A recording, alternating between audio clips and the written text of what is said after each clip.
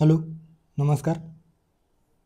Classmate e learning या online प्लॅटफॉर्मवर तुम्हा सर्वांचं परत एकदा स्वागत आहे.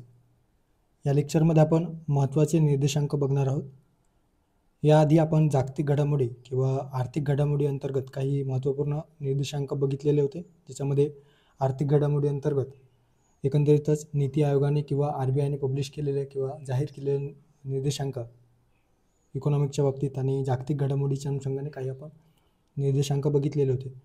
त्या व्यतिरिक्त आपल्या परीक्षेत विचारले जाणारे जे काही महत्त्वपूर्ण निर्देशांक आहेत ते आपण बघणार आहोत, ज्याच्यामध्ये मानव विकास निर्देशांक SDI इंडेक्स ज्याला आपण म्हणत असतो, त्यानंतर वन सर्वेक्षण अहवाल, स्वच्छ वायू सर्वेक्षण, त्यानंतर ज्या काही वेगवेगळ्या शैक्षणिक संस्था आहेत किंवा एकंदरीतच युनिव्हर्सिटीच्या बाबतीत जे रँकिंग जाहीर केले जातो तर ते आपल्याला या ठिकाणी बघायचं आहे. ओके, सो थेट आपण आपल्या लेक्चरला सुरू करूयात. सो प्रश्नांच्या माध्यमातून आपण हे जे काही रिव्हिजन सिरीज आहे ते बघतो आहोत.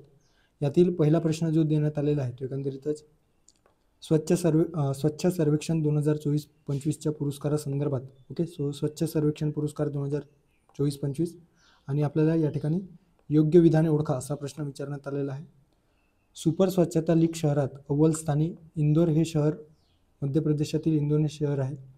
त्यानंतर ब विधान आहे, 10 लाखापेक्षा अधिक लोकसंख्या असणाऱ्या सुपर स्वच्छता लीग शहराच्या विजेत्यात. ओके, सो शहराच्या विजेत्यात महाराष्ट्रातील पुणे व मुंबईचा समावेश आहे. त्यानंतर क 3 ते 10 लाख लोकसंख्या असणाऱ्या स्वच्छ शहर पुरस्कारात अव्वल स्थानी मीरा भाईंदर हे शहर ठरले आहे. सो या ठिकाणी आपल्याला स्वच्छ सर्वेक्षण पुरस्कार 2024-25च्या संदर्भात योग्य विधाने ओळखायचं आहे. ओके, आता स्वच्छ सर्वेक्षण पुरस्कार हे साधारणतः 2 कॅटेगरीमध्ये देण्यात येतो, 2 श्रेणीमध्ये.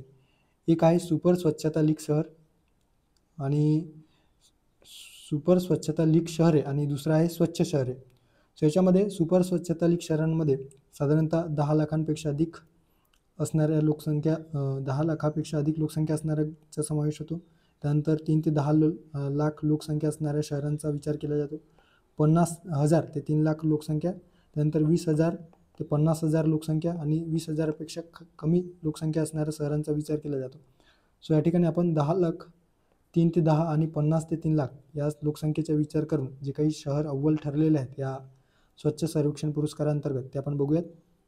सो प्रॉबेबली तेच प्रश्न किंवा यावरच जास्त जे काही प्रश्न आहेत ते फ्रेम होऊ शकतात. ओके, सो बघूयात आता या ठिकाणी जे काही स्वच्छ सर्वेक्षण पुरस्कार 2024-25 आहे ते नवी दिल्ली या ठिकाणी कोणत्या मंत्रालयाअंतर्गत हे पुरस्कार जाहीर झालेले आहे तर ते देखील विचारला जाऊ शकतो. गृहनिर्माण व शहरी व्यवहार मंत्रालयाच्या वतीने एकंदरीतच या 2024-25 हे जे काही पुरस्कार आहेत ते एकूणातील 9वी आवृत्ती असणार आहे आणि राष्ट्रपती द्रौपदी मुर्मू यांच्या हस्ते ते प्रदान करण्यात आलेलं आहे. स्वच्छ सर्वेक्षण पुरस्कारांतर्गत सुपर स्वच्छता लीग अंतर्गत जे 10 लाखापेक्षा अधिक लोकसंख्या असणाऱ्या जे शहरांमध्ये पहिल्या क्रमांकावर कोणते शहर आहेत तर लक्षात ठेवायचं आहे. पहिल्या क्रमांकावर आहे इंदोर, त्यानंतर दुसऱ्या क्रमांकावर सुरत, तिसऱ्या क्रमांकावर नवी मुंबई आपल्या महाराष्ट्रातील आणि चौथ्या क्रमांकावर आहे विजयवाडा. आणि आपल्याला जे विधानात दिलेलं होतं सोबत आपण प्रश्नाचा देखील विचार करूयात. सुपर स्वच्छता लीग शहरात अव्वल स्थानी इंदोर मध्य प्रदेश हे शहर आहे. या ठिकाणी जे विधान आहे ते काय असणार आहे तर योग्य असणार आहे. त्यानंतर ब विधानात दिलेलं होतं की 10 लाखापेक्षा अधिक लोकसंख्या असणाऱ्या सुपर स्वच्छ लीग शहराच्या विजेत्यात महाराष्ट्रातील पुणे व मुंबईचा समावेश होतो. सो या ठिकाणी फक्त मुंबईचा समावेश होतो तर पुण्याचा समावेश होत नाही. ओके, सो पुण्याचा समावेश या ठिकाणी होत नाही. या ठिकाणी तुम्ही बघू शकता. सो मुंबई, नवी मुंबई याचा समावेश होतो आहे, त्यामुळे ब जे विधान आहे ते ब विधान या ठिकाणी चुकीचे असणार आहे.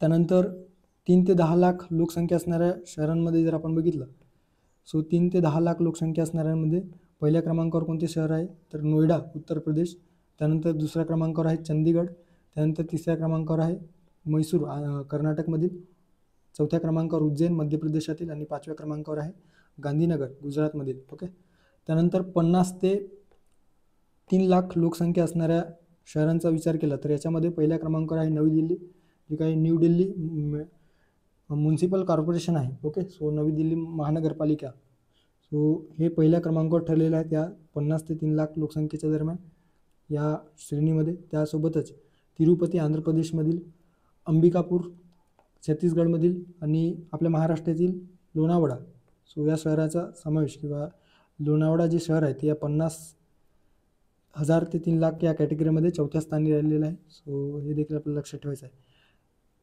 सो हे झाले सुपर स्वच्छता लीग शहरांच्या बाबतीत. आता स्वच्छ शहरे, ज्यामध्ये स्वच्छ शहरे अंतर्गत जे काही पुरस्कार मिळालेले आहे, तर त्यामध्ये 10 लाखापेक्षा अधिक लोकसंख्या असणाऱ्यांमध्ये अहमदाबाद गुजरात पहिल्या क्रमांकावर, दुसऱ्या क्रमांकावर आहे भोपाळ मध्य प्रदेश आणि तिसऱ्या क्रमांकावर आहे लखनौ उत्तर प्रदेश.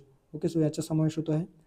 3 ते 10 लाख लोकसंख्या असणाऱ्यांमध्ये मीरा भाईंदर, जे आपल्याला विधानात दिलेलं आहे की 3 ते 10 लाख लोकसंख्या असणाऱ्या स्वच्छ शहरात, त्या ठिकाणी सुपर स्वच्छता लीग नाही दिलेलं, तर स्वच्छ शहरात दिलेलं आहे. त्याच्यामुळे 3 ते 10 लाख लोकसंख्या असणाऱ्या स्वच्छ शहराच्या पुरस्कारात अव्वल स्थानी मीरा भाईंदर हे शहर ठरलेलं आहे का? सो या ठिकाणी बरोबर असणार आहे. मीरा भाईंदर हे शहर या ठिकाणी ठरलेलं आहे. ओके, सो तुम्ही ते बघू शकता या ठिकाणी. त्यानंतर बिलासपूर छत्तीसगडमधील, त्यानंतर जमशेदपूर झारखंडमधील 50,000 ते 3 लाख लोकसंख्या असणाऱ्यांच्या दरम्यान मध्य प्रदेशातील देवास, महाराष्ट्रातील कराड आणि हरियाणामधील कर्नाल यांचा समावेश होतो आहे. सो हे आपल्याला स्वच्छ सर्वेक्षण पुरस्कार आपल्याला लक्षात ठेवायचा आहे. ओके, आता हेच या ठिकाणी स्वच्छ सर्वेक्षण सुपर स्वच्छ लीग सिटीज दिलेलं आहे. सो ते देखील तुम्ही या ठिकाणी बघू शकता. अदरवाईज तुम्हाला या PDF मध्ये ते वाचायला मिळणारच आहे. ओके, सो पुढे जाऊयात. पुढचा प्रश्न आहे किवस वर्ल्ड युनिव्हर्सिटी रँकिंग. दरवर्षी क्वाकवेरोली सिमंट ही UK बेस जी काही संस्था आहे, शिक्षण व्यवस्थेसंदर्भाने काम करणारी किंवा शिक्षणाच्या गुणवत्तेसंदर्भाने वेगवेगळे अहवाल प्रसिद्ध करणारी, सो या संस्थेमार्फत 2026च्या या वर्ल्ड युनिव्हर्सिटी रँकिंग 2026मध्ये भारतातील कोणती संस्था सर्वोत्कृष्ट संस्था ठरलेली आहे, असा प्रश्न या ठिकाणी विचारण्यात आलेला आहे. Okay, so QS world university ranking 2026मध्ये भारतातील ही संस्था सर्वोत्कृष्ट संस्था ठरलेली आहे. Okay, IIT Bombay, IIT Delhi, IIT Kharagpur, IIT Madras. आता QS वर्ल्ड युनिव्हर्सिटी रँकिंग 2026 कोण जाहीर करत असते, तर UK स्थित क्वाकवेरोली सिमंट्स या संस्थेद्वारे हे जाहीर केले जाते. IIT दिल्ली भारतातील सर्वोत्कृष्ट संस्था या अहवालानुसार ठरलेली आहे. जागतिक क्रमवारीत जर विचार केला तर एकंदरीतच 123व्या क्रमांकावर आहे आणि भारतातून पहिल्या क्रमांकावर. मागच्या वर्षी या IIT दिल्लीचा क्रमांक किती होता, तर 150व्या स्थानी होता. तर मागच्या वर्षी IIT बॉम्बे जे आहे, IIT बॉम्बे अर्थात 2025च्या या अहवालामध्ये भारतातील पहिले सर्वोत्कृष्ट संस्था ठरलेली होती आणि 118व्या रँकवर होते. यावर्षी बॉम्बे कितव्या स्थानी आहे, तर 129व्या स्थानी आहे आणि भारतातून दुसऱ्या क्रमांकावर हे IIT बॉम्बे राहिलेलं आहे. ओके, सो ते एक लक्षात ठेवायचं आहे. आता या क्रमवारीमधील भारतातील सर्वाधिक म्हणजे 54 विद्यापीठांचा समावेश करण्यात आलेला आहे. सो सुरुवातीला 2015मध्ये फक्त 11 विद्यापीठांचा या क्रमवारीमध्ये समावेश होत होता. अलीकडे 2026मध्ये 54 विद्यापीठांचा समावेश या क्रमवारीमध्ये करण्यात आलेला आहे. आपल्या महाराष्ट्रातील सावित्रीबाई फुले विद्यापीठ जे आहे, सावित्रीबाई फुले पुणे विद्यापीठ, सो एक ओव्हरऑल भारतामध्ये 15व्या स्थानी, तर जागतिक स्तरावर 566व्या क्रमांकावर राहिलेला आहे. सो ते एक लक्षात ठेवायचं आहे. यासोबतच जगातील काही महत्त्वपूर्ण किंवा अव्वल ज्या संस्था आहेत, तर त्याच्यामध्ये मॅसेच्युसेट्स ऑफ इन्फॉर्मेशन टेक्नॉलॉजी ही जी काही MIT आहे, सो USA बेस अमेरिकेतील, तर ही संस्था सलग 14व्या वर्षी अव्वल स्थानी राहिलेली आहे. त्यानंतर imperial college of London UK base आहे. सो ही जी काही संस्था आहे imperial college of London, so ही दुसऱ्या क्रमांकावर आहे. त्यानंतर तिसऱ्या क्रमांकावर USA मधील स्टॅनफोर्ड युनिव्हर्सिटी, चौथ्या क्रमांकावर आहे ऑक्सफर्ड युनिव्हर्सिटी. भारतातील अव्वल संस्था जर बघितलं तर याच्यामध्ये IIT दिल्ली, आताच आपण बघितलं 123व्या क्रमांकावर. दुसऱ्या क्रमांकावर IIT बॉम्बे, तिसऱ्या क्रमांकावर आहे IIT मद्रास 180व्या जागतिक स्तरावर. IIT खरगपूर चौथ्या क्रमांकावर आपल्या भारतातील आणि जागतिक स्तरावर 215व्या स्थानी. IISc बँगलोर अर्थात Indian institute of science Bangalore 219व्या क्रमांकावर आहे आणि ओव्हरऑल भारताचा विचार करता 5व्या क्रमांकावर आहे. ओके, सो या ठिकाणी या प्रश्नाचा योग्य पर्याय असणार आहे पर्याय क्रमांक 2 IIT दिल्ली. आपल्या या 26च्या अहवालानुसार सर्वोत्कृष्ट संस्था भारतातून ठरलेली आहे. त्यानंतरचा पुढचा प्रश्न आणि अत्यंत महत्त्वाचा, आयोगाचा आवडीचा टॉपिक आपण म्हणू शकतो.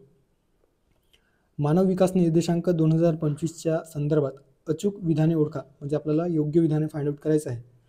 संयुक्त राष्ट्र विकास कार्यक्रमाने a matter of choice, people and possibilities in the age of AI okay. So AI याला या गोष्टीवर भर देण्यात आलेला आहे. सो या नावाने हा अहवाल प्रसिद्ध केला. त्यानंतर ब विधान आहे, यात भारत 193 देशात 131व्या स्थानी आहे. क आहे SDI मूल्यानुसार मध्यम मानव विकास गटामध्ये भारत मोडतो आहे. आणि ड मानव विकास निर्देशांक 3 मापदंडांवर आधारित असते. सो आपल्याला या विधानांपैकी योग्य विधानांचा विचार करायचा आहे. आता 2025चा जे काही अहवाल आहे ते एकंदरीतच 2023च्या डाटावरून किंवा 2023च्या आर्थिक म्हणण्यापेक्षा जे काही त्या वर्षी जे काही मूल्यमापन करण्यात आलेलं आहे तर त्यावरून काढलेलं हा अहवाल आहे. सो लक्षात ठेवायचं या ठिकाणी काही ठिकाणी या अहवालामध्ये काही ठिकाणी 2023च्या मूल्यानुसार असा देखील शब्द उल्लेख करण्यात आलेला आहे. सो कन्फ्यूज व्हायचं नाही. या ठिकाणी अहवाल 2025च्या नावाने प्रसिद्ध करण्यात आलेला आहे, मात्र ते अहवाल कोणत्या डाटानुसार घेण्यात आलेला आहे तर 2023च्या डाटानुसार घेण्यात आलेला आहे. ओके. आता संयुक्त राष्ट्र विकास कार्यक्रमाद्वारे अर्थात UNDPद्वारे जे काही अहवाल आहे ते प्रसिद्ध करण्यात येतो. याच्यामध्ये शीर्षक आहे तर a matter of choice people and possibilities in the age of AI असं या नावाने जे काही शीर्षक आहे किंवा या अहवालाला शीर्षक देण्यात आलेलं होतं आणि जे आपल्याला पहिल्याच विधानामध्ये एकंदरीतच देण्यात आलेलं आहे. ओके. सो या ठिकाणी जे विधान आहे ते विधान या ठिकाणी योग्य असणार आहे. त्यानंतर या अहवालामध्ये भारत 193 देशामध्ये 130व्या क्रमांकावर आहे. 130 ओके 130 क्रमांकावर असल्याचे आपल्याला दिसून येतो. सो भारताला गुण जर आपण बघितलं तर 0.685 इतका मूल्य प्राप्त झालेलं आहे. आणि या मूल्याचा विचार करता मध्यम मानव विकास गटामध्ये भारताचा समावेश होत आहे. 2022च्या डाटानुसार किंवा 2023-24मध्ये जो काही अहवाल प्रसिद्ध करण्यात आलेला होता तर त्यामध्ये भारत 133व्या क्रमांकावर होता. सो ते एक लक्षात ठेवायचं आहे. यंदा अर्थात 2025च्या या अहवालानुसार 130व्या क्रमांकावर आहे. पहिले 3 देश जर आपण बघितलं तर त्याच्यामध्ये आईसलँड पहिल्या क्रमांकावर, दुसऱ्या क्रमांकावर नॉर्वे, तिसऱ्या क्रमांकावर स्वित्झर्लंड याचा समावेश होत आहे. तर तळातील देश जर आपण विचारात घेतलं तर तळात किंवा शेवटी असणारा देश आहे दक्षिण सुदान. सो दक्षिण सुदान तळात असणारा देश आहे. आता SDI जे काही इंडेक्स आहे मानव विकास निर्देशांक ते UNDPद्वारे संयुक्त राष्ट्र विकास कार्यक्रमाद्वारे प्रसिद्ध करण्यात येतो. 1990मध्ये हा जो निर्देशांक आहे तो अर्थतज्ञ महबूबुल हक, पाकिस्तानचे अर्थतज्ञ अमर्त्य सेन, मेघनाथ देसाई यांनी हे विकसित केलेलं आहे. SDI 3 मापदंडावर आधारित असतं. दीर्घ व निरोगी आयुष्य अर्थात आरोग्य, ज्ञानाची संधी अर्थात शिक्षण आणि जीवनमानाचा दर्जा अर्थात decent standard of living. Okay. So या आधारावर या 3 मापदंडावर हे जे काही SDI आहे ते तयार करण्यात येतो. आता या मापदंडाचा विचार करताना कोणत्या गोष्टींच्या किंवा कोणत्या निर्देशकांवर भर देण्यात येतात तर जन्माच्या वेळेचे आयुर्मान कसे आहे, त्यासोबतच 25 वर्षापेक्षा अधिक वयाच्या प्रौढांची सरासरी शालेय सरासरी वर्ष किती झालेली आहे, यासोबतच 18 वर्षापेक्षा कमी वयाच्या बालकांची अपेक्षित शालेय वर्ष किती आहे याचा देखील या ठिकाणी विचार करण्यात येतो. यासोबतच क्रयशक्ती समानतेनुसार जीवनमानाचा दर्जा या ठिकाणी विचारात घेतला जातो आणि त्या ठिकाणी दरडोई स्थूल राष्ट्रीय उत्पादनाचा विचार केला जातो. लक्षात ठेवायचं दरडोई स्थूल राष्ट्रीय उत्पादन. ओके. GNI 2021च्या परीक्षेमध्ये पूर्वपरीक्षेमध्ये यावर प्रश्न विचारला असताना एकंदरीतच त्या ठिकाणी क्रयशक्ती समानतेनुसार GDP देण्यात आलेलं होतं, जे की जो त्या ठिकाणी तो विधान चुकीचा होता. सो या ठिकाणी GNI पाहिजे, त्याच्यामुळे हे लक्षात ठेवायचं आहे. सो GNI आधारित क्रयशक्ती समानता जे काही मूल्य आहे ते विचारात घेतले जाते आणि त्यानुसार डिसेंट स्टँडर्ड ऑफ लिव्हिंग ठरवल्या जातो आहे. मूल्य जर आपण बघितलं तर 0 ते 1 या दरम्यान मोजला जातो. 1 म्हणजे उच्च मूल्य दर. ओके. आता या ठिकाणी जे विधानात दिलेलं आहे सो विधानांचा विचार करता अविधान बरोबर आहे आपण बघितलेलं आहे. ब विधान यात भारत 193 देशात 131व्या स्थानी आहे, चुकीचं आहे. 130व्या स्थानी आहे. 130 किंवा 130व्या स्थानी भारत आहे. त्यानंतर भारत SDI मूल्यानुसार मध्यम मानव विकास गटात मोडतो का, सो हे बरोबर आहे.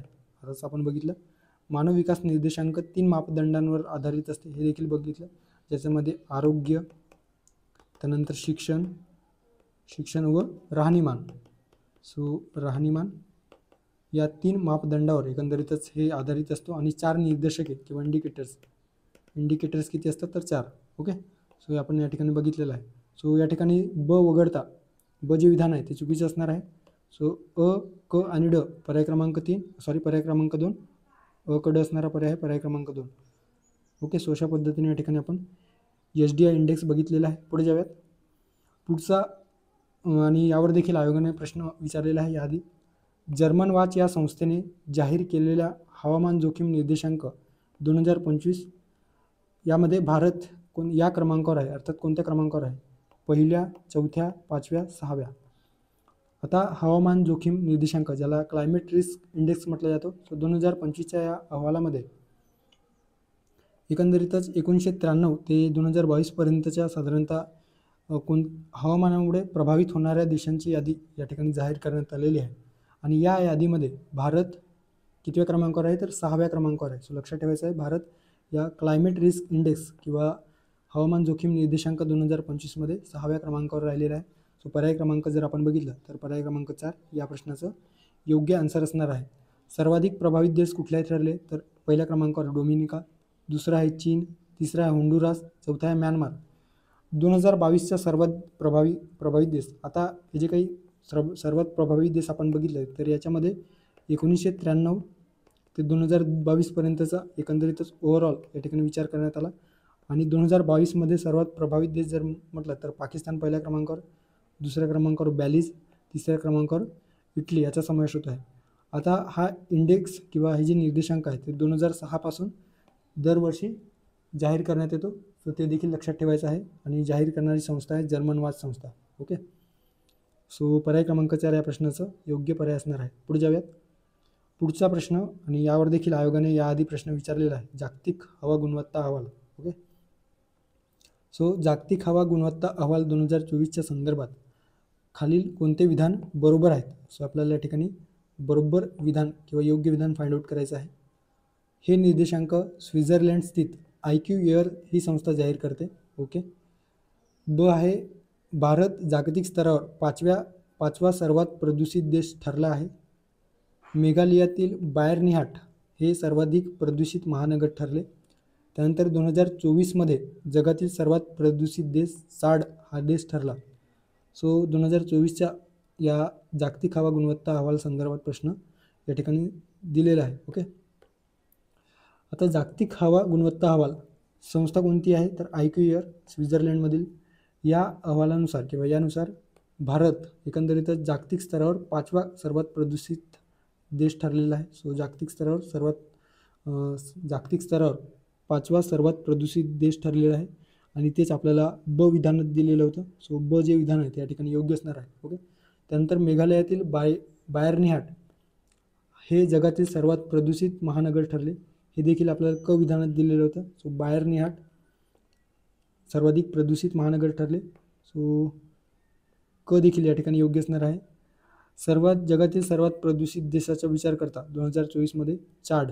ओके, सो चाड सर्वाधिक प्रदूषित देश आहे आणि भारत यामध्ये 5व्या क्रमांकावर आहे. आताच आपण बघितलेलं आहे. ओके, सर्वात प्रदूषित महानगरे आपण बघितलं आताच. बायरनिहाट मेघालय भारतातील, दुसऱ्या क्रमांकावर आहे दिल्ली, तिसऱ्या क्रमांकावर आहे कझाकस्तानमधील कारागंदा. Okay, so कारागंदा. आणि चौथ्या क्रमांकावर मुल्लानपूर भारतातील मुल्लानपूर, 5व्या क्रमांकावर पाकिस्तानमधील लाहोर. ओके, सो या सर्वात प्रदूषित महानगरांमध्ये भारताच्या 3 शहरांचा समावेश होतो. कोणते शहर आहेत? बायरनिहाट मेघालय, दिल्ली भारत आणि मुल्लानपूर. ओके, सो या भारतातील 3 शहरांचा समावेश होतो. जगातील सर्वात प्रदूषित राजधानी दिल्ली आहे. त्यानंतर जगातील सर्वात स्वच्छ महानगर जर बघितलं तर याच्यामध्ये मायोगेज नावाचे जे काही शहर आहे आणि प्युर्टोरिको नावाचे जे देश आहे. ओके, सो प्युर्टोरिको नावाचे जे देश आहे सो यातील हे मायोगेज नावाचे शहर स्वच्छ महानगर शहर ठरलेलं आहे. आणि जगातील सर्वात स्वच्छ प्रदेश कुठला आहे? तर ओशनिया. सो लक्षात ठेवायचं आहे, ओशनिया हे ठरलेलं आहे. आता या ठिकाणी जे ड विधानात दिलेलं होतं की 2024मध्ये सर्वाधिक जगातील प्रदूषित देश कुठला ठरलेला आहे? एकच मिनटं, थोडा क्लिअर करू द्या. ओके, सो जगात सर्वाधिक प्रदूषित देश चाड ठरले का? सो बरोबर आहे, चाड आहे. आपण आताच बघितलं. सो या ठिकाणी ब क आपण आधीच बघितलेले बरोबर आहे. आणि अविधान जे आहे IQAir ही हे जी काही संस्था आहे स्वित्झर्लंडमधील, तर ती जागतिक हवा गुणवत्ता अहवाल प्रसिद्ध करत असते. त्याच्यामुळे अ देखील या ठिकाणी योग्य असणार आहे. सो बरोबर आपल्याला फाइंड आउट करायचं आहे. सो बरोबर पर्याय असणार आहे पर्याय क्रमांक 4 वरील सर्व. ओके, त्यानंतर पुढे जाऊयात. पुढचा प्रश्न असरच्या अहवालासंदर्भात या ठिकाणी विचारण्यात आलेला आहे. याच्यावर फार फॅक्च्युअल डेटा वर आधारित प्रश्न विचारेल असं मला तरी पर्सनली वाटत नाही, कारण आकडेवारी भरपूर देण्यात आलेलं आहे. सो बेसिक विचारला जाऊ शकतो की कधीपासून हे जे काही अहवाल आहे जाहीर करते, कोणती संस्था जाहीर करते, इतकंच विचारलं जाईल. आणि एखादा डाटाबेस प्रश्न विचारला तर तो शक्यतो बरोबरच असणार आहे. सो तो स्टेटमेंट बरोबरच करायचं जर माहीत नसेल तर, कारण डायरेक्ट आयोग जे काही प्रश्न आहे ते जे काही अहवाल असतात तर त्यावरून कॉपी पेस्ट करत असतात, तर त्याच्यामुळे आकडेवारी जर बेस आलं तरी ते आपल्याला योग्य कन्सिडर करत आहे, जर रिजनेबल वाटत असेल तरच. आता असर 2024 या अहवालाच्या संदर्भात योग्य विधाने ओळखा. अविधान आहे, हा अहवाल प्रथम या फाउंडेशनतर्फे 2006 पासून प्रकाशित करण्यात येतो. ओके. यात ग्रामीण भागातील शैक्षणिक कल आणि आव्हानांचा मागोवा घेतला जातो. या अहवालात सरकारी शाळांमधील नोंदणी 66.8% घसरली, जी 2022मध्ये 72.9% इतके होते. ओके. आता या ठिकाणी जे अहवाल आहे तर त्याच्या बाबतीत आपल्याला लक्षात घ्यायचं आहे. आता ही जी काही संस्था आहे असर अहवाल, सो असरचा अहवाल 2024च्या बाबतीत या ठिकाणी दिलेला आहे. प्रथम फाउंडेशनतर्फे, हे प्रथम फाउंडेशन ही एक स्वयंसेवी संस्था आहे, याद्वारे प्रकाशित केला जातो. आणि 2005 पासून प्रकाशित होणारा हा अहवाल एकंदरीतच ग्रामीण भागातील शैक्षणिक कल आणि आव्हानांचा मागोवा घेतो. ओके.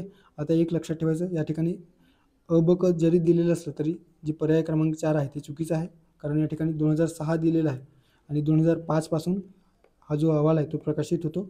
त्याच्यामुळे जे विधान आहे ते अविधान चुकीचं असणार आहे, त्यामुळे असणारा आपण पर्याय एलिमिनेट करू शकतो. सो असणारा पर्याय आपण एलिमिनेट केल्याच्यानंतर या ठिकाणी फक्त एकमेव पर्याय दिसतो आणि पर्याय क्रमांक 2. ओके. सो पर्याय क्रमांक 2 म्हणजेच ब आणि क या ठिकाणी योग्य असणार आहे. ओके.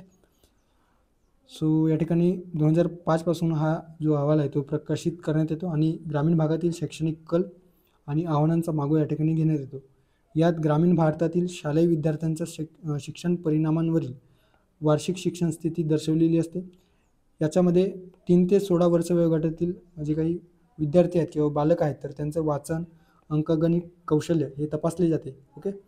2024च्या अहवालामध्ये 6 ते 5 जिल्ह्यांचा 17,997 गावांचा आणि जवळपास 6,6.5 लाख विद्यार्थ्यांचा या ठिकाणी एकंदरीतच तपासणी करण्यात आली आणि त्यानुसार जे काही अहवाल आहे ते प्रसिद्ध करण्यात आलेलं होतं. आता एकूण नोंदणी जर 6 ते 14 वर्ष वयोगटाच्या संदर्भात जर बघितलं तर 2022मध्ये हे विशेषतः आपण एकूण नोंदणी म्हणजे काय तर शालेय प्रवेशातील नोंदणी आहे.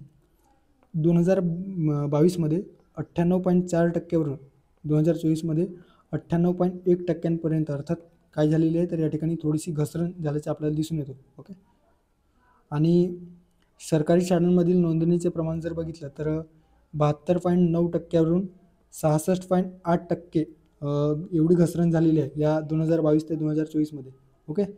तेच या ठिकाणी क विधानात दिलेलं आहे. या अहवालात सरकारी शाळांमधील नोंदणी 66.8% घसरली, जी 2022मध्ये 72.9% होते. ओके. सो त्यामुळे क जे विधान आहे त्या ठिकाणी योग्य असणार आहे. आणि ब विधान या ठिकाणी जनरलाइज स्टेटमेंट दिलेलं आहे, शैक्षणिक कल आणि आव्हानांचा मागोवा घेतो, त्यामुळे ब आणि क या प्रश्नाचं योग्य पर्याय असणार आहे पर्याय क्रमांक 2. ओके. सो याच्यामध्ये 14 ते 16 वर्ष वयोगटातील जवळजवळ 90% बालकांकडे स्मार्टफोन प्रवेश आहे असं या ठिकाणी या अहवालात दिलेलं होतं. मुलांकडे जास्त 85.5% तर मुलींकडे 79.4%. सो पर्याय क्रमांक 2 या प्रश्नाचं योग्य पर्याय असणार आहे. पुढे जाऊयात. पुढचा प्रश्न, हवामान बदल कामगिरी निर्देशांक, ज्याला क्लायमेट चेंज परफॉर्मन्स इंडेक्स म्हटलं जातो आहे, सो त्या संदर्भात या ठिकाणी आपल्याला प्रश्न विचारण्यात आलेला आहे. ओके. सो भारत या क्रमांकावर आहे. सो भारत कोणत्या क्रमांकावर आहे? 11व्या, 10व्या, 8व्या, 7व्या.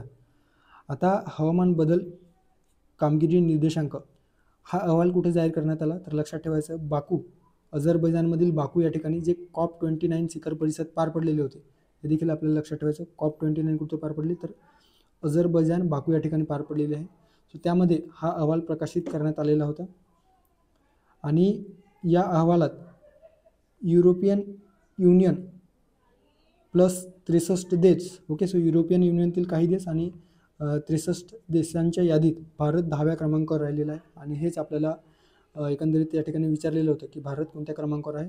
सो भारत 10व्या क्रमांकावर आहे. सो पर्याय क्रमांक 2 या प्रश्नाचं योग्य आन्सर असणार आहे. सो ते एक लक्षात ठेवायचं आहे. ओके. या निर्देशांकानुसार कोणत्याही देशांनी पुरेशी कामगिरी न केल्यामुळे पहिले जे तीन स्थान आहे ते रिक्त ठेवण्यात आलेलं आहे. सो एक लक्षात ठेवायचं. आणखी महत्त्वाचं म्हणजे जर 2024 विचारलेलं असेल तर 2024मध्ये या हवामान बदल कामगिरी निर्देशांकामध्ये भारत 7व्या क्रमांकावर होता. ते आता 10व्या क्रमांकावर म्हणजे घसरण झालेली आहे. ओके. सो 3 जे स्थान आहे ते रिक्त आहे. 4थ्या स्थानावर आहे डेन्मार्क, 5व्या स्थानी नेदरलँड, 6व्या स्थानी UK आणि 7व्या स्थानी Philippines. Okay. So Denmark, Netherland, UK आणि फिलिपिन्स. सो या ठिकाणी आपल्याला लक्षात ठेवायचं आहे. आणि सर्वात तळात असणारा देश जर आपण बघितलं तर 67व्या स्थानी आहे इराण. सो इराण हा या हवामान बदल कामगिरी निर्देशांकामध्ये सर्वात शेवटी आहे. ते देखील आपल्याला लक्षात ठेवायचं आहे. हा निर्देशांक 2005 पासून एकंदरीतच देशांच्या हवामान संरक्षण कामगिरीचा मागोवा घेण्यासाठी एक स्वतंत्र निरीक्षण साधन म्हणून कार्य करते. संस्था कोणत्या आहेत हवामान बदल कामगिरी निर्देशांक जाहीर करणाऱ्या? तर लक्षात ठेवायचं German watch, new climate institute आणि क्लायमेट ॲक्शन नेटवर्क इंटरनॅशनल या 3 संस्थांच्या संयुक्तपणे तिन्ही संस्था जी निर्देशांक आहे ते प्रसिद्ध करत असतात. यामध्ये 4 प्रमुख श्रेणींमध्ये किंवा 4 प्रमुख घटकांचा आधार घेऊन जे काही मूल्यांकन आहे किंवा मूल्यमापन आहे ते केले जाते. याच्यामध्ये हरितगृह वायू उत्सर्जन किती त्या देशामध्ये झालेलं आहे एमिशनच्या बाबतीत, अक्षय ऊर्जेच्या बाबतीत किती ते पुढारलेलं आहे एखादा देश, अक्षय ऊर्जा म्हणजे काय तर रिन्युएबल एनर्जी, त्यानंतर ऊर्जेचा वापर कशा पद्धतीने त्या देशामध्ये होतो आहे, आणि हवामान धोरण याला 20. ओके. सो हरितगृह वायू उत्सर्जन याला जास्त भर देण्यात आलेला आहे.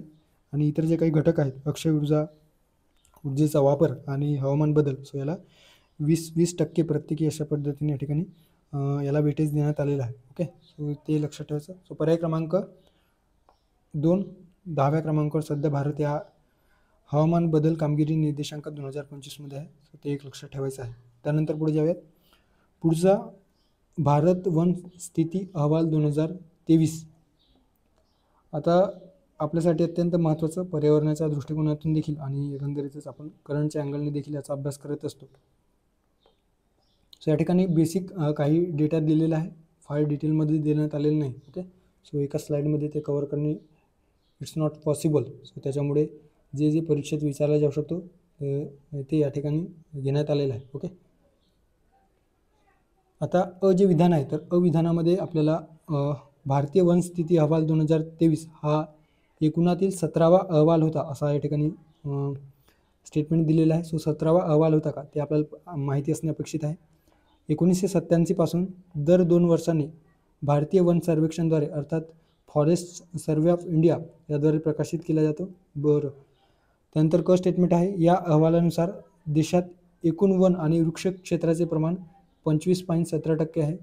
त्यानंतर महाराष्ट्रातील एकूण भौगोलिक क्षेत्रापैकी वनक्षेत्राचे प्रमाण 16.53% आहे.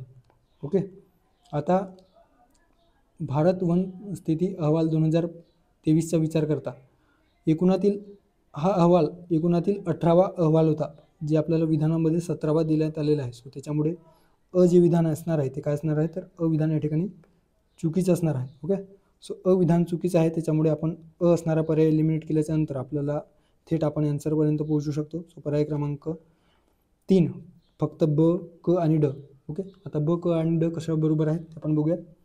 1987 पासून भारतीय वन सर्वेक्षण संस्था या संस्थेतर्फे दर 2 वर्षांनी दर 2 वर्षांनी हा अहवाल प्रकाशित केला जातो.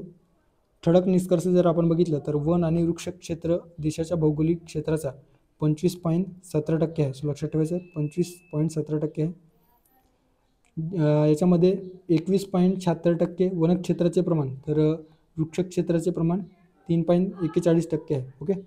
झुडपांचा जर विचार केला तर झुडपे किती आहेत तर 1.33% आणि वनेतर क्षेत्र म्हणजे वन वगळता इतर क्षेत्र जर आपण बघितलं तर याच्यामध्ये 73.50% इतके वनेतर क्षेत्र आपल्याला दिसून येतात. सो हे आपल्याला लक्षात ठेवायचं आहे. आणि त्यातलं त्यात एकूण वन आणि वृक्ष क्षेत्राचे प्रमाण 25.17% आपल्याला लक्षात ठेवायचं आहे. ओके. त्यानंतर क्षेत्रफळानुसार सर्वाधिक वन आणि वृक्ष क्षेत्रामध्ये मध्य प्रदेश पहिल्या क्रमांकावर. वनक्षेत्राचा विचार करता मध्य प्रदेश आणि वृक्ष क्षेत्राचा अर्थात वृक्षांच्या बाबतीत मोठ्या प्रमाणामध्ये झाडांची जी लागवड एखाद्या राज्यामध्ये झालेली असेल तर त्यामध्ये महाराष्ट्र आहे, तर ते एक लक्षात ठेवायचं आहे. आता प्रमाणानुसार हे झाले क्षेत्रफळानुसार की चौरस किलोमीटर क्षेत्रामध्ये कोणते राज्य अव्वल आहेत. आता वन आणि वृक्ष हे प्रमाणानुसार एकूण राज्यांचा विचार करता त्या ठिकाणी जे काही वन आणि वृक्षाचे प्रमाण किती आहे तर त्याच्यामध्ये लक्षात ठेवायचं आहे. पहिल्या क्रमांकावर आहे लक्षद्वीप 92% आणि दुसऱ्या क्रमांकावर आहे मिझोरम 88.3% वन आणि वृक्ष क्षेत्राच्या बाबतीत. फक्त वनक्षेत्राच्या टक्केवारीत विचार केला तर अगेन लक्षद्वीप पहिल्या क्रमांकावर 91.33% आणि मिझोरम 85.34%. वृक्ष क्षेत्राचा विचार करता लक्षद्वीप 18.58% आणि मिझोरम 11.87%. सो हे लक्षात ठेवायचं आहे. त्यानंतर महाराष्ट्राच्या संदर्भात भौगोलिक क्षेत्राचे प्रमाण जर आपण बघितलं तर त्याच्यामध्ये 16.53% हे लक्षात ठेवायचं आहे. वनक्षेत्राचे प्रमाण 16.53% आहे. भौगोलिक क्षेत्रापैकी वन आणि वृक्ष क्षेत्राचे प्रमाण जर आपण बघितलं तर 21.25% आहे. ओके, लक्षात ठेवायचं 21.25%. फक्त वनक्षेत्राचे प्रमाण म्हटलेलं असेल तर 16.53 आणि वन आणि वृक्ष म्हटलेलं असेल तर त्याच्यामध्ये या 16.53 प्लस त्याच्यामध्ये जे साधारणतः 4 किंवा 5% जे आहेत तर एकंदरीतच वृक्ष क्षेत्राचे प्रमाण देखील आपल्याला दिसून येतात. 2021 ते 23 या दरम्यान वन आणि वृक्ष झालेलं आहे. सो वृक्ष क्षेत्रातील एकूण बदल 56.54 ओके. सो 74 चौरस किलोमीटर इतकी वाढ झालेली आहे. ओके, सो ते एक लक्षात ठेवायचं. सो पर्याय क्रमांक 3 या ठिकाणी आपण बघितलेलं होतं. सो योग्य पर्याय असणार आहे पर्याय क्रमांक 3. त्यानंतर पुढचा प्रश्न ऑनलाईन स्वरूपाचा प्रश्न विचारण्यात आलेला आहे. इंडिया स्किल रिपोर्ट 2025 नुसार भारतातील रोजगार क्षमतेमध्ये हे अव्वल राज्य ठरलेलं आहे. Gujarat, Maharashtra, Tamil Nadu, Odisha. Okay, so India skill report 2025चा विचार करता एकंदरीतच महाराष्ट्र हे जे राज्य आहे ते या अहवालामध्ये पहिल्या स्थानी ठरलेलं आहे. सो भारतातील रोजगार क्षमतेमध्ये महाराष्ट्र अव्वल राज्य ठरलेलं आहे. त्यामुळे पर्याय क्रमांक 2 या प्रश्नाचं योग्य पर्याय असणार आहे. आता हा जो अहवाल आहे तो कोण जाहीर करत असतं? V box. Okay, so V box नावाची जी काही संस्था आहे सो ही संस्था एकंदरीतच कॉन्फेडरेशन ऑफ इंडिया इंडस्ट्री त्यासोबतच all India council for technical education अर्थात AICTE आणि association Indian university AIU. Okay, so association Indian university, त्यानंतर AICTE अर्थात all India council for technical education आणि कॉन्फेडरेशन ऑफ इंडिया इंडस्ट्री या संस्थेच्या सहकार्याने V box नावाची संस्था इंडिया स्किल रिपोर्ट जाहीर करत असते. 2026 सालापर्यंत जवळपास 55% भारतीय पदवीधर रोजगारक्षम असेल अशी अपेक्षा या ठिकाणी फक्त अपेक्षा वर्तवण्यात आलेली आहे. रोजगार मिळणारच आहे अशा स्वरूपाचं या ठिकाणी देण्यात आलेलं नाही. ओके, सो ते एक लक्षात ठेवायचं आहे. सो 55% भारतीय पदवीधर असेल. नंतर रोजगार क्षमता जर विचारात घेतलं तर रोजगार क्षमतेच्या बाबतीत 84% महाराष्ट्र, दिल्ली 78% आणि कर्नाटक 75%. सर्वाधिक रोजगार क्षमता असणारा जे काही स्ट्रीम आहे तर त्याच्यामध्ये व्यवस्थापन पदवीधर अर्थात मॅनेजमेंटमध्ये सर्वाधिक रोजगार प्राप्त होतो आहे असं या अहवालामध्ये म्हटलं गेलेलं आहे. त्यानंतर इंजिनिअरिंगच्या बाबतीत देण्यात आलेलं आहे. त्यानंतर एकंदरीतच सायन्स पदवीधरांच्या बाबतीत किंवा विज्ञान पदवीधरांच्या बाबतीत देण्यात आलेलं आहे. पुरुषांच्या रोजगार क्षमता 2024मध्ये 51.8%वरून 2025मध्ये 53.5% इतकी वाढण्याची अपेक्षा या ठिकाणी वर्तवण्यात आलेली आहे. तर त्याच तुलनेमध्ये महिलांचा विचार करता 2024मध्ये 50.9वरून 2025मध्ये 47.5% कमी होण्याची शक्यता या ठिकाणी वर्तवण्यात आलेली आहे. सो पुरुषांचं जे काही रोजगार क्षमता आहे ती वाढेल आणि महिलांचं कमी होईल अशा या अहवालामध्ये देण्यात आलेलं आहे. सो पर्याय क्रमांक 2 फक्त महाराष्ट्र भारतातील एकूण रोजगार क्षमतेमध्ये अव्वल राज्य ठरलेलं आहे. सो ते एक लक्षात ठेवायचं आहे. त्यानंतर पुढच्या प्रश्नाकडे जाऊयात. पुढचा प्रश्न जागतिक पेटंट फायलिंगच्या संदर्भात या ठिकाणी प्रश्न देण्यात आलेला आहे. खालील विधानांचा विचार करा व योग्य पर्याय निवडा. जागतिक पेटंट फाईल करण्यामध्ये भारत जगात 8व्या क्रमांकावर आहे. सो जगात 8व्या क्रमांकावर आहे का त्यानंतर सर्वाधिक पेटंट दाखल करण्यात USA पहिल्या क्रमांकावर आहे. ओके, सो या ठिकाणी आपल्याला जागतिक पेटंट फायलिंगच्या संदर्भात या ठिकाणी योग्य पर्याय आपल्याला निवडायचा आहे किंवा कोणते पर्याय योग्य आहे ते या ठिकाणी फाइंड आउट करायचं आहे. जागतिक बौद्धिक संपदा संघटनेच्या वतीने अर्थात जे काही world intellectual property organisation, so या संस्थेच्या माध्यमातून किंवा या संस्थेच्या वतीने जे काही अहवाल आहे तर ते प्रसिद्ध करण्यात आलेलं आहे. यामध्ये भारत जागतिक पेटंट फायलिंगमध्ये किंवा जागतिक पेटंटच्या संदर्भाने एकंदरीतच अर्ज करण्यामध्ये जगात 6व्या क्रमांकावर राहिलेला आहे. सो ते एक लक्षात ठेवायचं, जगात 6व्या क्रमांकावर राहिलेला आहे भारत. सो या ठिकाणी 8व्या क्रमांकावर दिलेलं होतं विधानामध्ये. सो जे विधान आहे ते चुकीचं असणार आहे. सर्वाधिक पेटंट दाखल करण्यामध्ये USA पहिल्या क्रमांकावर आहे का, तर लक्षात ठेवायचं आहे सर्वाधिक पेटंट दाखल करण्यामध्ये एकंदरीतच चीन पहिल्या क्रमांकावर आहे. ओके, सो चीनने सर्वाधिक पेटंट दाखल केलेलं आहे, त्याच्यामुळे ब देखील या ठिकाणी चुकीचं असणार आहे. सो आणि ब दोन्ही चूक आहे आणि आपल्याला योग्य विचारलेलं होतं. सो पर्याय क्रमांक 4 दोन्ही चूक या प्रश्नाचं योग्य पर्याय असणार आहे. सो दुसऱ्या क्रमांकावर आहे USA, तिसऱ्या क्रमांकावर जपान, चौथ्या क्रमांकावर आहे दक्षिण कोरिया, 5व्या क्रमांकावर जर्मनी आणि 6व्या क्रमांकावर आहे भारत. ओके, 2023मध्ये भारताच्या पेटंट दर्जासाठी 15.7% वाढ झालेली आहे. सो ते एक लक्षात ठेवायचं आहे, 15.7% वाढ झालेली आहे. 2023मध्ये जगभरातील 35 लाखांमध्ये पेटंट दाखल करण्यात आलेलं आहे. सो जवळपास 35 लाख वस्तूंसाठी किंवा वेगवेगळ्या सेवांसाठी पेटंट दाखल करण्यात आलेलं आहे. सो पर्याय क्रमांक 4 या प्रश्नाचं योग्य आन्सर असणार आहे. पुढे जाऊयात. पुढचा प्रश्न आहे जागतिक निसर्ग संवर्धन निर्देशांक. आता या ठिकाणी महत्त्वाचे जे काही पर्यावरण निर्देशांक आहेत ते आपण बघत आहोत. पुढच्या पर्यावरणाच्या सेक्शनमध्ये किंवा पर्यावरणाच्या जे टॉपिक आहेत तर त्याच्यामध्ये मोस्ट ऑफ दी आपण वन लाईनर बघूयात आणि जे काही मल्टी स्टेटमेंट बेस्ड प्रश्न विचारले जाऊ शकतो असेच बघूयात. या ठिकाणी मोस्ट ऑफ द आपण इंडेक्सेस कव्हर करत आहोत. ओके, त्यातील जागतिक निसर्ग संवर्धन निर्देशांक ज्याला वर्ल्ड नेचर कन्झर्वेशन इंडेक्स म्हटलं जातं. सो 2024मध्ये 180 देशात भारत या स्थानावर आहे. सो कोणत्या स्थानावर आहे, 169, 161, 176, 159. सो लक्षात ठेवायचं आहे 2024च्या ग्लोबल नेचर कन्झर्वेशन इंडेक्समध्ये भारताचा रँक 176व्या स्थानी आहे 180 देशामध्ये. ओके, आणि वर्स्ट परफॉर्मन्समध्ये भारताला कॅटेगराईज करण्यात आलेलं आहे. ओके, सो हे एक लक्षात ठेवायचं आहे. आता एक जी संस्था आहे बेन गुरियन विद्यापीठातील गोल्डमॅन सोनेनफेल्ड, एकच मिनटं. आता बेन गुरियन विद्यापीठ, सो या विद्यापीठातील जे Goldman Sonnenfeld school of sustainability and climate change plus जैवविविधता डाटाबेस या 2 संस्थांच्या माध्यमातून हा निर्देशांक विकसित करण्यात आला. ऑक्टोबर 2024मध्ये हा निर्देशांक पहिल्यांदा प्रथमच प्रसिद्ध करण्यात आलेला होता. या निर्देशांकामध्ये 4 प्रमुख निर्देशकांवर मूल्यांकन केले गेलेले आहे, ज्याच्यामध्ये जमीन व्यवस्थापन, जैवविविधता धोके, क्षमता आणि प्रशासन आणि भविष्यातील आव्हाने. ओके, आता 180 देशांपैकी भारत 176व्या क्रमांकावर राहिलेला आहे. सो ते एक लक्षात ठेवायचं आहे. 180 देशामध्ये भारत 176व्या क्रमांकावर आहे. सो हे लक्षात ठेवायचं आहे. आणि गुण किती आहे तर 45.5%. भारताला तळातील 5 देशांमध्ये स्थान मिळालेलं आहे. अकार्यक्षम जमीन व्यवस्थापन आणि वाढत्या जैवविविधतेच्या धोक्यामुळे भारताचे स्थान तळाला गेलेलं आहे. सो ते एक लक्षात ठेवायचं आहे. अव्वल देश जर आपण बघितलं तर लक्झेंबर्ग, इस्टोनिया आणि डेन्मार्क. सो पहिल्या क्रमांकावर लक्झेंबर्ग, दुसऱ्या क्रमांकावर आहे इस्टोनिया, तिसऱ्या क्रमांकावर आहे डेन्मार्क.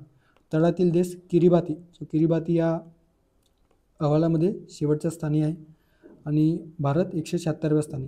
सो पर्याय क्रमांक जर आपण बघितलं सो पर्याय क्रमांक 3 176 या ठिकाणी योग्य पर्याय असणार आहे. त्यानंतरचं या ठिकाणी राज्य अन्न सुरक्षाच्या संदर्भात आणि काही महत्त्वाचे वन लाइनर दिलेलं आहे जे आपल्या परीक्षेत विचारले जाऊ शकतात. सो बघूयात आपण. भारतीय अन्न सुरक्षितता आणि मानक प्राधिकरणाने प्रसिद्ध केलेल्या राज्य अन्न सुरक्षितता निर्देशांक 2024नुसार देशात हे राज्य अव्वल राज्य ठरलेलं आहे.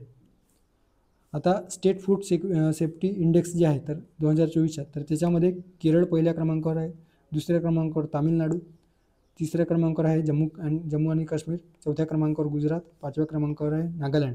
ओके, सो राज्य अन्न सुरक्षितता निर्देशांक जे भारतीय भारतीयांना नाही तर भारतीय अन्न सुरक्षितता आणि मानस प्राधिकरणाने सप्टेंबर 2024मध्ये जाहीर केलेलं आहे. सो याच्यामध्ये केरळ हे राज्य पहिल्या क्रमांकावर आहे. ओके, सो या ठिकाणी अन्न आहे. PDF शेअर करताना मी याच्यामध्ये करेक्शन करून देईल, डोंट वरी अबाउट इट. महत्त्वाचे वन लायनर याच्यामध्ये जर आपण बघितलं तर इंडिया जस्टिस रिपोर्ट यामध्ये कर्नाटक हे अव्वल स्थानी ठरलेलं आहे. ओके, सो भारतीय न्याय अहवालानुसार कर्नाटक पहिल्या क्रमांकावर आहे. जागतिक AI गुंतवणुकीमध्ये भारत 10व्या स्थानी आहे. त्यासोबत पंचायत प्रगत निर्देशांक 2022-23मध्ये okay, so panchayat advancement index ज्याला म्हटलं गेलेलं आहे, तर त्याच्यामध्ये पहिले राज्य कोणते ठरलेलं आहे तर ते आहे गुजरात, लक्षात ठेवायचं, आणि महाराष्ट्र तिसरे. त्यानंतर जागतिक विमानतळ क्रमवारीत सिंगापूरमधील चांगी एअरपोर्ट पहिल्या स्थानी ठरलेलं आहे, सो अव्वल ठरलेलं आहे. त्यानंतर टाइम्सच्या उच्च शिक्षण आशियाई विद्यापीठ क्रमवारीमध्ये 2025मध्ये अव्वल स्थानी Indian institute of science. Okay, so Indian institute of science जे आहे बेंगळुरूमध्ये, तर ती या टाइम्सच्या उच्च शिक्षण आशियाई विद्यापीठ क्रमवारीमध्ये पहिल्या क्रमांकावर आहे. जागतिक आनंदी अहवाल किंवा जागतिक आनंद अहवाल 118व्या स्थानी भारत ठरलेला आहे. जागतिक आनंद दिवस 20 मार्चला साजरा करण्यात येतो. त्यानंतर आहे QS जागतिक भविष्य कौशल्य निर्देशांक 2025, भारताचा क्रमांक 25वा आहे. त्यानंतर 2025च्या मुक्त भाषण स्वातंत्र्य निर्देशांकामध्ये भारत 24व्या स्थानी राहिलेला आहे, ते एक लक्षात ठेवायचं. त्यानंतरचा पंचायत हस्तांतरण निर्देशांक ज्याला पंचायत डिव्होल्यूशन इंडेक्स म्हटला जातो आहे, सो 2024च्या बाबतीत कर्नाटक हे या ठिकाणी अव्वल ठरलेलं आहे, ते एक लक्षात ठेवायचं आहे. भ्रष्टाचार धारण निर्देशांक याच्यामध्ये भारत जागतिक स्तरावर 96व्या स्थानी ठरलेला आहे किंवा 96व्या क्रमांकावर आहे. जागतिक शक्तिशाली निर्देशांक की ज्याला ग्लोबल फायर पॉवर इंडेक्स म्हटलं जातं, सो फायर पॉवरच्या बाबतीत भारत 4थ्या स्थानी आहे, सो लक्षात ठेवायचं आहे. फायर पॉवरच्या बाबतीत 4थ्या स्थानी, आणि जे आशियाच्या बाबतीत किंवा आशियाई शक्तीच्या बाबतीत जर विचार केला तर भारत 3ऱ्या स्थानी आहे, ते आपण पुढच्या स्लाईडमध्ये बघणारच आहोत. ओके, त्यानंतर 2025च्या हेनले पासपोर्ट इंडेक्समध्ये किंवा हेनले पासपोर्ट निर्देशांकामध्ये भारत 85व्या क्रमांकावर राहिलेला आहे, सो ते एक लक्षात ठेवायचं आहे. रूल ऑफ लॉ इंडेक्स किंवा कायद्याचे राज्य या निर्देशांकामध्ये जे 2024मध्ये प्रकाशित करण्यात आले, भारत 79व्या स्थानी आहे, सो ते एक लक्षात ठेवू शकता. त्यानंतर QS आशियाई रँकिंगमध्ये IIT दिल्ली ही संस्था 44व्या स्थानी ठरली असून भारतातील ती अव्वल संस्था ठरलेली आहे. ओके, त्यानंतर कृत्रिम बुद्धिमत्ता तयारी निर्देशांक AI preparedness index by IMF 2024मध्ये भारत या 72व्या या क्रमांकावर किंवा या रँकमध्ये 72व्या स्थानी ठरलेला आहे, सो ते एक लक्षात ठेवायचं आहे. Okay, so AI preparedness index IMF द्वारे प्रकाशित करण्यात आलेले, सो 72व्या क्रमांकावर आहेत, सो ते एक लक्षात ठेवायचं आहे. त्यानंतर आहे जागतिक पत्रकारिता किंवा जागतिक प्रसार माध्यम स्वातंत्र्य निर्देशांक 2025च्या बाबतीत. आता याच्यामध्ये योग्य पर्याय आपल्याला या ठिकाणी विचारलेला आहे. खालील विधानांचा विचार करा व योग्य पर्याय निवडा. जागतिक पत्रकारिता स्वातंत्र्य निर्देशांक 2025मध्ये भारत 180 देशात 151व्या स्थानी आहे. हा अहवाल किंवा हा निर्देशांक एकंदरीतच रिपोर्टर्स विदाऊट बॉर्डर या संस्थेतर्फे प्रकाशित केला जातो. यात पहिल्या स्थानी नॉर्वे हा देश आहे. सो या ठिकाणी आपल्याला जागतिक प्रसार माध्यम स्वातंत्र्य निर्देशांक किंवा वर्ल्ड प्रेस फ्रीडम इंडेक्स या ठिकाणी फाइंड आउट करायचं आहे. सो योग्य विधान आपल्याला बघायचं आहे. रिपोर्टर्स विदाऊट बॉर्डर RSF यातर्फे हे जे काही अहवाल आहे किंवा जागतिक प्रसार माध्यम स्वातंत्र्य निर्देशांक आहे ते प्रकाशित करण्यात येतो. आणि याच्यामध्ये लक्षात ठेवायचं आहे 180 देशांतील पत्रकारितेच्या स्वातंत्र्याची स्थिती या ठिकाणी मोजली जाते. भारताची स्थिती या वर्षी 2024मध्ये थोडी सुधारलेली आहे, जी 2025च्या या अहवालामध्ये थोडी सुधारलेली आहे. सो कितव्या स्थानी भारत राहिलेला आहे तर 151व्या स्थानी 151st या स्थानी राहिलेला आहे, जे 2024मध्ये 159व्या स्थानी होतं. गुण जर बघितलं तर 32.96% 100हून भारताला गुण प्राप्त झालेला आहे. तरी देखील अत्यंत गंभीर या श्रेणीमध्ये या वर्ल्ड प्रेस इंडेक्समध्ये भारताचा समावेश होत आहे, ज्याचा अर्थ माध्यम स्वातंत्र्यावर व पत्रकारांच्या सुरक्षिततेवर मोठे धोके कायम आहेत असा निष्कर्ष भारताच्या बाबतीत या ठिकाणी या अहवालामध्ये सांगण्यात आलेला आहे. नॉर्वे पहिल्या क्रमांकावर, तर एरिट्रिया शेवटच्या क्रमांकावर कोणता देश आहे, तर एरिट्रिया. आता 5 परिणामांचा या ठिकाणी विचार करण्यात आलेला आहे. 5 परिमाण कुठले आहेत, तर राजकीय संदर्भ, कायदेशीर चौकट, आर्थिक परिस्थिती, सामाजिक सांस्कृतिक वातावरण, पत्रकारांची सुरक्षितता. ओके, सो त्या देशामधील या 5 घटकांवर न्यूजच्या बाबतीत किंवा प्रेसच्या बाबतीत कोणकोणते मेजर्स आहेत किंवा कशा पद्धतीने पत्रकारितेच्या संदर्भाने किंवा माध्यमांच्या संदर्भाने त्यांच्या संरक्षणासाठी किंवा त्यांना स्वातंत्र्यपूर्ण रीतीने योग्य पत्रकारिता करण्यासाठी प्रोत्साहन मिळतं आहे याचा या ठिकाणी विचार करण्यात येतो. ओके, जागतिक प्रसार माध्यम स्वातंत्र्य निर्देशांक वर्ल्ड प्रेस फ्रीडम इंडेक्स याची सुरुवात जी आहे ती 2002 झालेली आहे. सो ते एक या ठिकाणी आपल्याला लक्षात ठेवायचे, 2002 याची सुरुवात झाली. हा निर्देशांक reporters without border, okay, so reporters without border जी पॅरिस फ्रान्समधील पॅरिस या ठिकाणी एक स्वतंत्र स्वयंसेवी संस्था आहे. ओके, सो याने सुरू केलेलं आहे. आता याच्यामध्ये जे दिलेलं होतं तर त्याच्यामध्ये यात पहिल्या स्थानी नॉर्वे हा देश आहे का, सो आत्ताच आपण बघितलं नॉर्वे या ठिकाणी पहिल्या क्रमांकावर आहे. त्याच्यामुळे क जे विधान आहे ते बरोबर असणार आहे. त्यानंतर ब आहे, हा निर्देशांक रिपोर्टर्स विदाऊट बॉर्डर याद्वारे प्रकाशित केला जातो. सो हे देखील या ठिकाणी ब जे विधान आहे ते बरोबर आहे. त्यानंतर जागतिक पत्रकारिता स्वातंत्र्य निर्देशांक 2025 यामध्ये भारत 180 देशात 151 स्थानी आहे. सो हे देखील बरोबर आहे. सो अ, ब आणि क बरोबर आहे. पर्याय क्रमांक 4, सो पर्याय क्रमांक 4 या प्रश्नाचं योग्य पर्याय असणार आहे.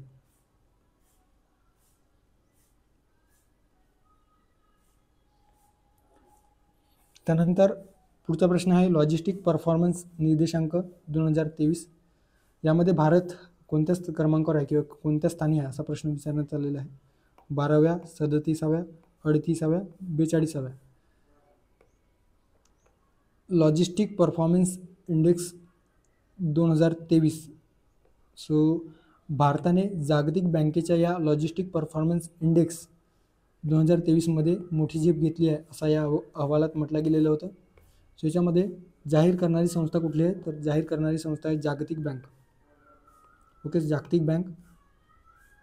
आणि याच जागतिक बँकेच्या या लॉजिस्टिक परफॉर्मन्स इंडेक्सच्या धर्तीवर आपण आपल्या देशामध्ये लीड्स अहवाल, ज्याला आपण लॉजिस्टिक्सच्या संदर्भाने अहवाल एकंदरीतच नीती आयोग प्रकाशित करीत असतो. तर ते देखील आपण आर्थिक घडामोडी अंतर्गत बघितलेलं आहे. ओके, 2023 भारताचा क्रमांक किती आहे, तर 38वा राहिलेला आहे. सो लक्षात ठेवायचं 2023 या अहवालानुसार भारत 38व्या स्थानी आहे 139 देशांमध्ये. 2018 भारत 44व्या स्थानी होता, तर 2014 54व्या स्थानी होता.